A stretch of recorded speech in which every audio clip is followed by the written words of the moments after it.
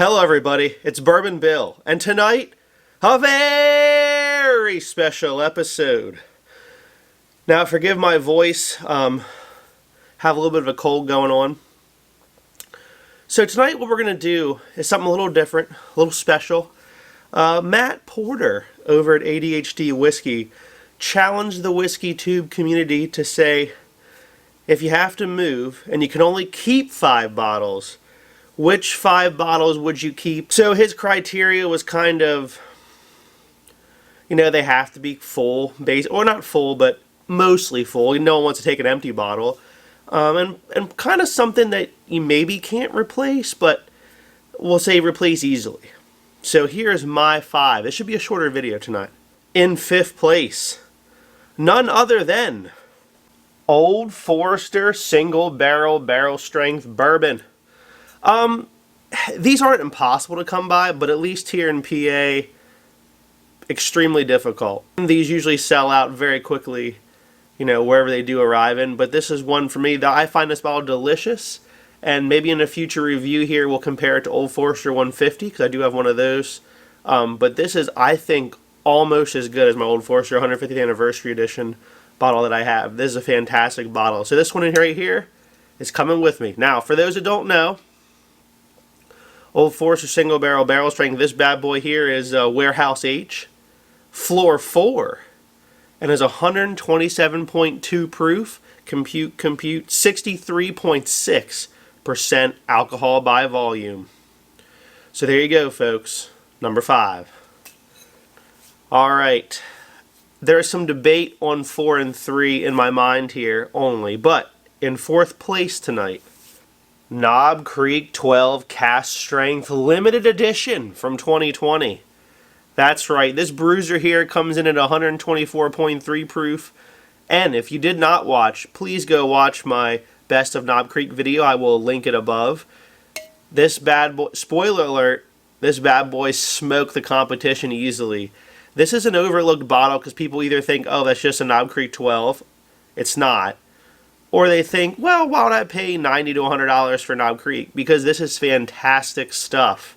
Fantastic stuff. If you like Knob Creek and you like older bourbons, there's older stuff mixed in here than the 12-year, for sure. Pick one up if you can find it. Alright, number 3 on my list. If I can only keep 5. That's right. Jack Daniel's Coy Hill. Now, those of you that know what a Jack Daniel's lover I am on this channel, if you watch anything, probably no surprise that a Jack Daniel's product made it into this little 5-bottle video. For those that don't know, this is a hazmat-proof killer of a bottle from Jack Daniel's, last year's 2021 special release. My particular bottle comes in at 144.2, compute, 72.10% alcohol by volume. Just a bruiser. But it is dang delicious. This is about a 9.5-year-old Jack Daniel's aged in the highest rick house. Oh, I can't describe to you how delicious this is. I've done a review on that. I will also link that above if you care to watch that review. Now, number 2. None other than Russell's Reserve 13-year. I know that there was some, debate on these when they came out. Some people said, oh, my bottle wasn't very good. Others were like, best bottle I've ever had. For me, and I will link it above, this one, best bourbon of 2021 for me. Crushed it. It's a delicious bottle. I do have a Russell's single barrel, and we might do a little comparison in the future, but off my mind here, no comparison. This smokes it. The nice age on this and the right proof, it's like 114.8 proof. That 115 proof point is right where it needs to be. If you like Russell's, pick yourself up one if you can find one. Would you pay secondary prices? No, don't do that. But pick up one of these Russell's if you can find it. And I hear, good news, I hear they are going to be re-releasing this in 2022, so keep your eyes peeled. Alright, so that leaves me my number one bottle that I would not move without. If I had to throw the rest of the collection away,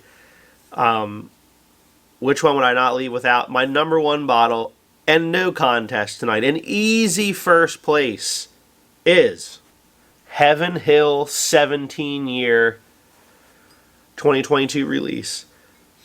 This is the best bourbon that I think I've ever had. Definitely ever owned a bottle of. But obviously I'm trying to compare memories to, something I've drank now. But best bottle I've ever owned, hands down. If you can find one of these, pay up for it. It's amazing. I did a review on this as well, and that I will link above if you want some more detailed tasting notes.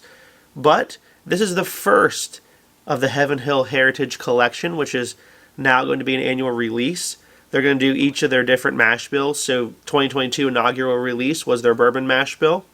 I assume they'll do a different one next year, kind of like they do with Parker's Heritage, right? Parker's Heritage has done wheat, rye, bourbon, along the gamut. So I'm sure they'll do something very similar with this collection as well. This will be the spring release, and Parker's Heritage will continue to be the fall release. Well, this bottle here is, although it says 17, the majority of this bourbon is 19, and then there's also some 20-year-old mixed in. So, actually fairly older, if you want to sit there and do the math. This bottle comes in at 118.2, which compute is 59.1% alcohol by volume. So there it is.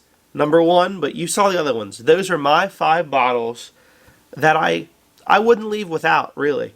Now, I've done another top 5 video, like, I've done top 7 daily drinkers. I've done, you could only have 5 bourbons.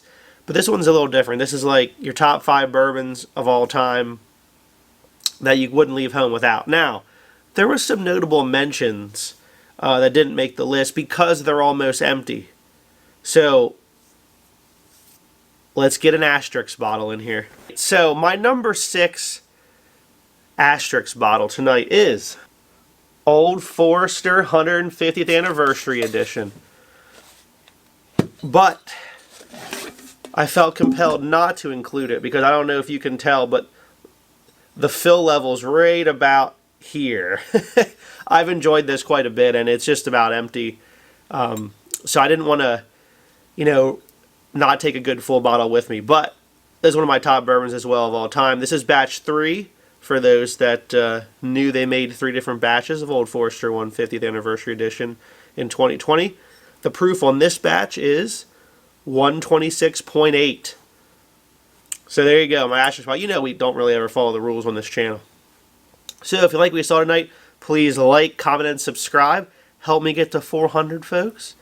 Hopefully this cold and this voice will disappear soon, and we'll be back at this in normal fashion. Have a great evening, everybody.